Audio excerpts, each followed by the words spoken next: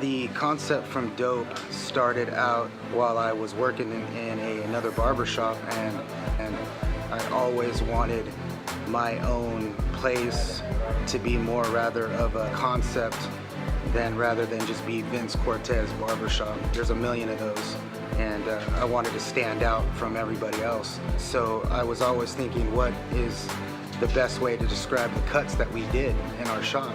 And the word we kept coming back to was dope, because every time somebody would get up out of their chair, they would say, man, that is a dope cut, man. Or somebody would pull up in a nice car and be like, that's a dope ride, or those are dope shoes you got on. So I always just kept coming back to that word, and I think it embodied everything that we do as far as doing haircuts or doing kind of our styles was be dope, and it just kind of ran with it there. And all of these sayings that came to me, dope sells itself, or be dope, or act dope, stay dope. I always envisioned more of a place where the urban hip-hop kid can come in and feel comfortable, as well as a guy that makes $400,000 a year. So we wanted something that kind of did what that the real edgy cuts, all the way up to just a gentleman's cut where this guy's gonna go into a board meeting.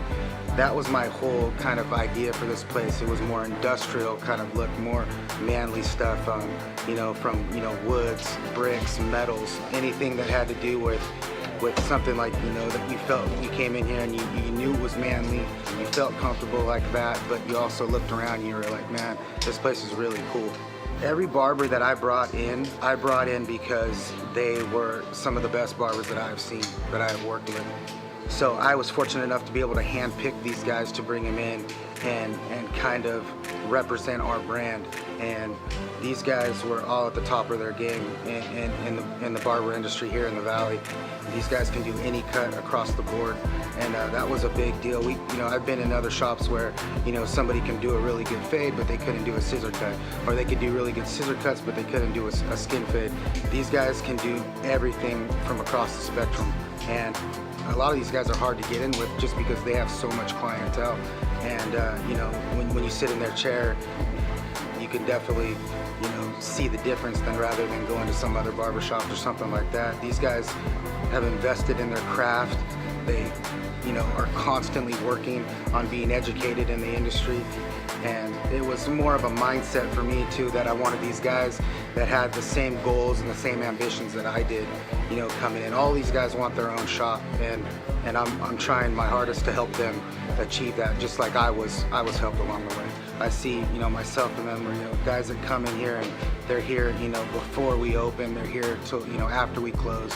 You have to be motivated in this industry and be hungry to not only be one of the best barbers around, but to be successful. I was told, a lot of advice is like, once you open your own shop, it doesn't get easier, it gets harder. And you have to be the hardest worker in the room to make sure that you're gonna be successful, because nobody else is gonna help you out along the way to do that.